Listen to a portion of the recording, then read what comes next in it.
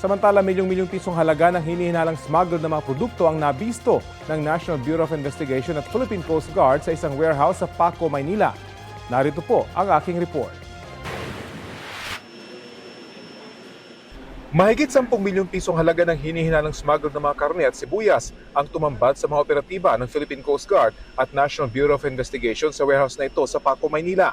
Ayon sa PCG, noong isang linggo pa raw nila ito minamanmanan at nabigyan sila ng otoridad para pasukin ito. Ito po ay na-issue po ng ating Malacanang na nagbibigay sa amin ng authority to conduct po ng pagpasok po rito sa bodegang ito that we suspect to contain. And certainly nakita nyo naman na may mga frozen meat at agricultural products, onions, meat products po that certainly po yung sa mga markings niya are definitely imported. Anila, walang naipakitang kaukulang papeles ang caretaker na inabutan ng raiding team. Maging ang mismong cold storage facility, wala umanong kaukulang papeles. Dagdag ng mga otoridad, hindi masabi ng caretaker kung mga supermarket o mga restaurant ang kumukuha ng mga produkto sa warehouse na ito. Diyan daw dinideliver yun, hindi mo ba Hindi ko po alam. natin? Yun ang hindi ko po alam, sir. Maraming kumukuha ng truck. Depende lang po. Kasi yung kadalasan lang po, kukuha lang sa sakyan. Yun lang po.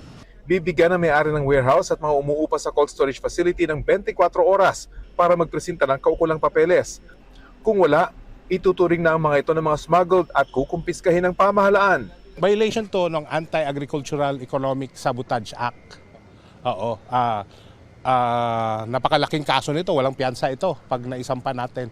Pag na-reach yung amount ng 10 million pataas, wala pong bail po itong kaso na to. Maging ang mga parokyano ng cold storage facility na ito, hahabulin din at kakasuhan ayon sa NBI dahil sa pagtangkilik ng hinihinalang smuggled na produkto.